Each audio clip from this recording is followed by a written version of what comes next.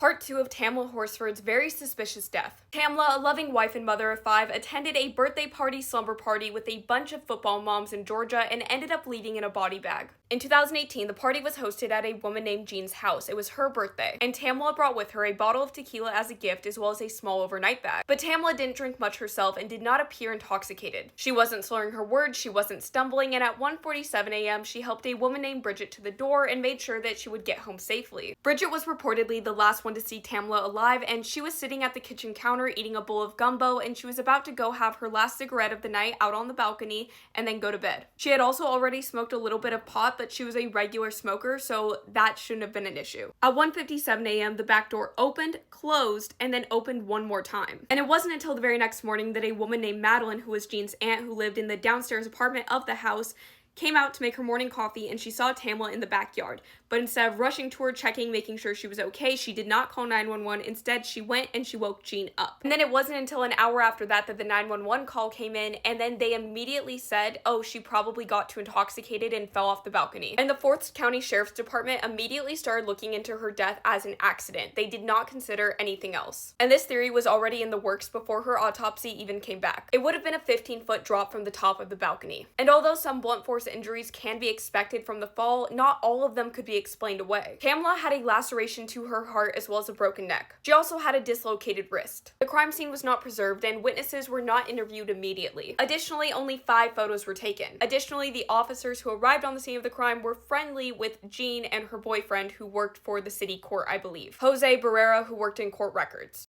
Tamla's entire body was covered in some form of injury or bruise. And yet, if it was a single impact fall, you would imagine that the bruising and the injuries would only be on certain parts of her body or one side. There was an entire bone sticking out of her wrist, and yet there was very little blood at the scene, and something like that would have bled. Dr. Shaker, a forensic pathologist, did a second autopsy on Tamla and found it concerning that there were really no injuries to her head, her skull, or most of her bones. Whereas if she did fall off of a second-story balcony, you could expect those injuries. On the day of her death, the lead detective, Michael Christian, also said the position of the body does not appear that she had fallen directly from the balcony, rather ground level. Even the homeowner said that Tamla was lying face down, almost straight, with her hands behind her back like this, and her palms up to the sky. It was like if she just face planted there, and if anything, she wasn't directly out from the balcony, she was kind of under the balcony. But then the very few photos from the scene showed that her left arm was off to the side and that it was bent and her palm was facing down with her fingers curled under. When police finally went and got statements from the other party goers, they simply asked them to send them photos and videos from the night of the party. They did not temporarily take their phones, download data,